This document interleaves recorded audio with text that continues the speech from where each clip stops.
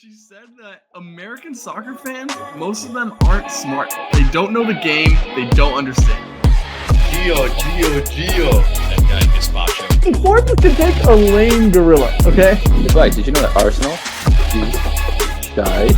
He's got me buzzing. Up the toppies. It's hard to up them anyway. I moved up to an A. I'm gonna comment on that. And boys, let's get into a long-awaited U.S. men's national team corner. And Mike, do we start with an update on our favorite player, Christian Pulisic, or our U.S. men's national team January camp roster? Pulley, and then we'll go into the roster. All right, we start where we always start with Christian Pulisic. I talked about Conceição taking over at AC Milan, him now being the coach of Yunus Musah and Christian Pulisic there. They had the Italian Super Cup, faced off against Juventus in the semifinal. Christian Pulisic's first game back, and what does he do, Mike? He scores a goal. I mean, that's just what he does. Just what he does. Gets them to a final against Inter, and Inter goes up 2-0, but no fear. AC Milan is here. They come back with a goal from Christian Pulisic, a beautiful goal, running in front of the center back, takes a touch, and then a left-footed strike to get it to 2-2. And then, I don't know if you guys saw the pass he had for the third goal to open it up. He passes it through the defense to Rafael Leao, who taps it across to Tammy Abraham. Just surgical pass by Christian Pulisic there. So he was an insanely good player in that one. Got them his first trophy with AC Milan. Same with Yunus Musah, of course, his first trophy there. 2 games into the Conceição regime, and Pulisic is continuing his hot form there. 2 goals in 2 games under him. Musah, in that first game against Juventus, did have a goal. He crossed it, and it bounced off Gabia's foot and went directly in. So I'm counting it. But some great stuff there in Italy. Went up against Wes McKennie, who played left back for Juventus. Interesting there. Let's move in to the January camp, where there's some interesting names here, Mike. There's some interesting names here. We start in goal, where we have Drake Callender out at Inter Miami. Shout out Inter Miami. Matt Freese out of New York City FC. He has been a much-awaited person that probably should be given a look at. Patrick Schulte, of course, and Zach Steffen, the vet. Into the defenders, we have Max Arfiston from Columbus Crew and the success that Wilfred Nancy has brought them there. George Campbell out of Montreal. DeJuan Jones, Michigan State graduate. Shaq Moore. Jalen Neal, who is now also at Montreal. So 2 Montreal center backs there. The young center back gets a go here. Tim Ream, Miles Robinson, John Tolkien, who could be a good depth option potentially to look at, and Walker Zimmerman Thor making his way back into camp, our Olympic captain. In the midfield, this is where it gets, I would say, the most exciting. You have Benjamin Kramashki, of course, still a young player for Inter Miami, that we can look at. Emeka Anili from Real Salt Lake. And, of course, the real headline from Real Salt Lake, Moon Boy Diego Luna, boys, is in the U.S. men's national team camp, along with Jack McGlynn of the Philadelphia Union. Forwards, interesting group here. You have Patrick Agyaming from Charlotte FC. I definitely just butchered that name, but he is an interesting case. He's kind of burst onto the scene, doesn't have a crazy technical aptitude, but has just been scoring goals and been rather effective. Caden Clark, who was once like the number 1 youth prospect for the U.S. and kind of struggled a bit within the New York system, now kind of finds some form with Montreal, finds his way in here. Jesus Ferreira, Brian Gutierrez, who here Chicago Fire, a dual national, was rumored to have also been in talks with Mexico, so big get here for this January camp. Matko Milevich, he is free agent, but was playing for Pochettino's old club in Argentina. So interesting there that he calls him up. Was playing for those old boys. Indiana Vasilev, love it, has played in Europe now at St. Louis City. And then Brian White for the Vancouver Whitecaps. scored quite a bit of goals in the MLS. Mike, give me the names that stick out to you. Who are you excited to see? I know maybe not all of them are quite as glamorous as the next. I'll give you 4 names. Zach Steffen, welcome back, baby. Walker Zimmerman, welcome back, baby. John Tolkien, excited. Obviously, just want to chip with the Red Bulls. Good fullback option. We don't have a whole lot of depth at that position, as we've spoke of on past episodes. So having a dude who is young, very talented, could make a big move in the future there in the wings is a good thing. And then going forward, Diego Luna is a cool addition. I'm more excited about Kramashi. I think he's a bigger talent, a younger player. Has impressed me the minutes I've seen him play for the men's national team so far. And then up top, Gutierrez, shout out to Chicago. None of those dudes are tested. We've talked about the striker pool before. We have a couple of fine options, but always room for more real stars. So any of those dudes could break out. Nick, what caught your eye about this roster? How excited are you about these games coming up?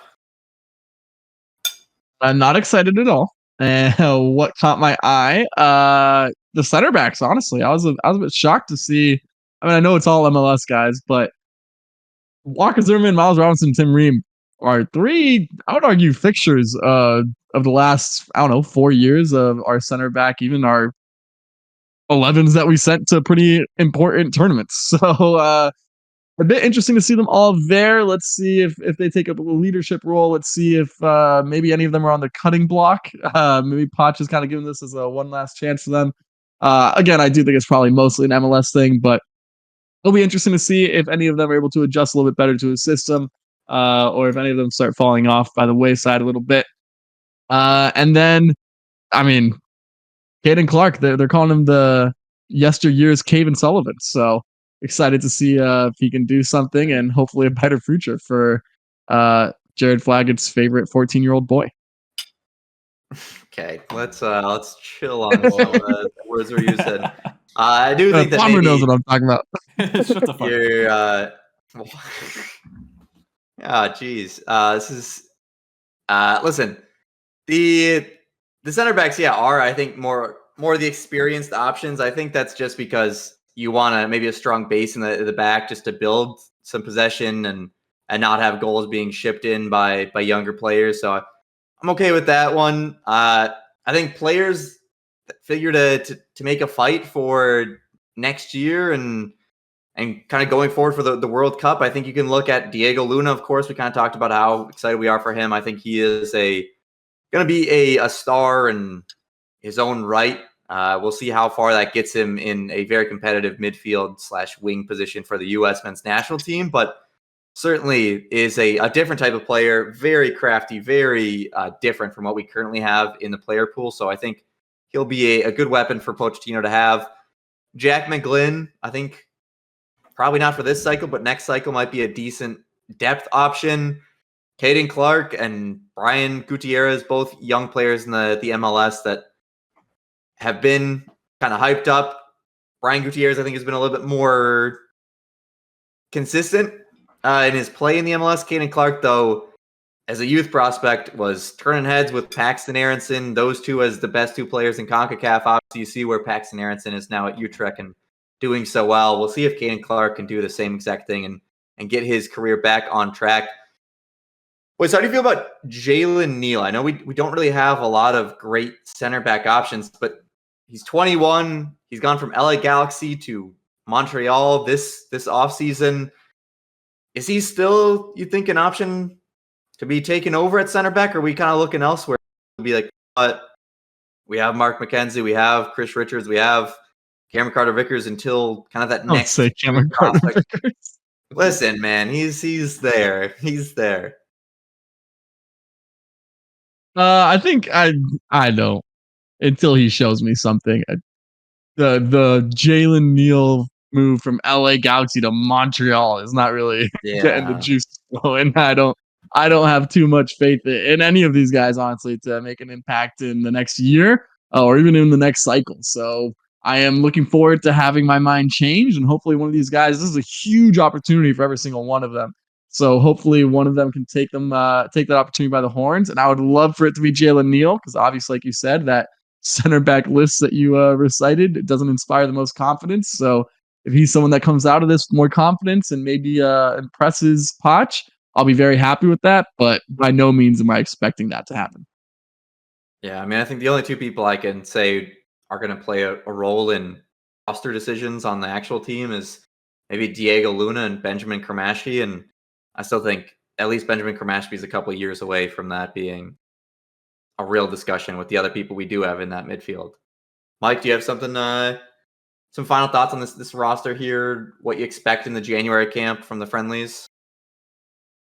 I don't have too great expectations. Neither of the games are that strong. It's Costa Rica and what's the other match? Venezuela.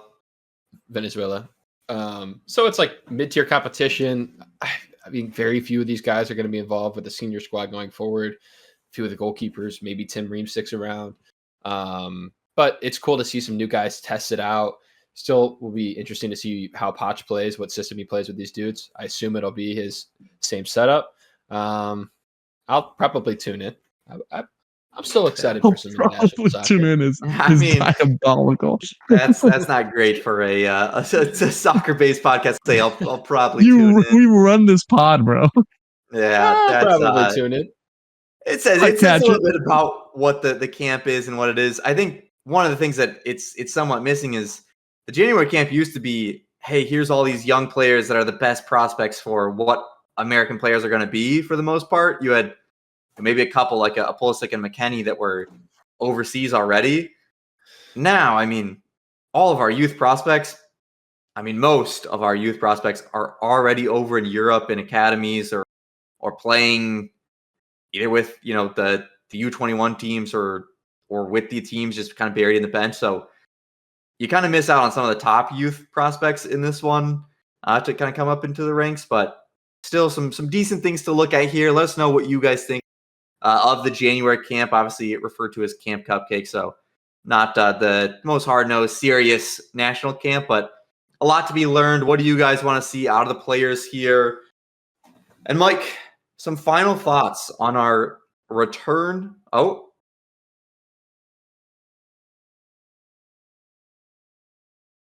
All right. Are we doing Mike, a final thoughts question here with producer P? No. Damn.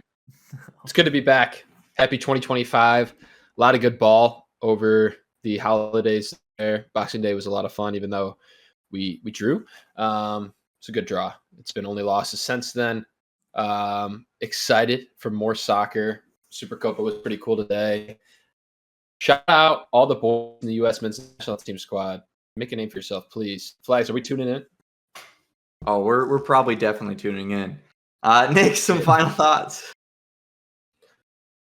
Yeah, great to be back in the new year. We missed you guys over these past 3 weeks. Hope you enjoyed time with the family. And as always, up the Gunners, baby. Up the Gunners, up the Toffees. And for Inter Milan, you should have known not to mess with Christian Pulisic on January 6th. It is his day. Until next time, we've been Footy the Boys. Peace.